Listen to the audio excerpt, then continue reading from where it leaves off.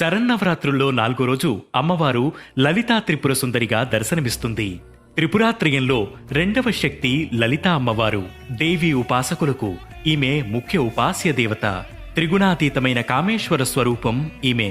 పంచదశాక్షరి మహామంత్రం అధిష్టాన దేవతగా లలితా త్రిపుర సుందరిని ఆరాధిస్తారు.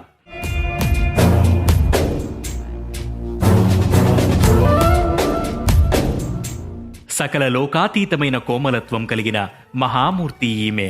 చెరుకుగడ, విల్లు, పాశాంకుశాలను ధరించిన రూపంలో కుడివైపున లక్ష్మీదేవి, ఎడమవైపున సరస్వతీదేవి సేవలు చేస్తుండగా లలితాదేవి భక్తులను అనుగ్రహిస్తుంది. దారిద్ర్య దుఃఖాలను తొలగించి సకల ఐశ్వర్య అభీష్టాలను సిద్ధింపజేస్తుంది.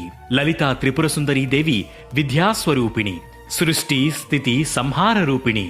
కుంకుమతో నిత్య పూజలు చేసే సువాసినులకు ఈ తల్లి మాంగళ్య సౌభాగ్యాన్ని ప్రసాదిస్తుంది. ఓం ఐం హ్రీం శ్రీం శ్రీమాత్రే నమః అనే మంత్రాన్ని 108 సార్లు జపించాలి. మాంగళ్య భాగ్యం కోరుతూ సుహాసినులకు పూజ చేయాలి. అప్పాలు, పులిహోర నైవేద్యం పెట్టాలి.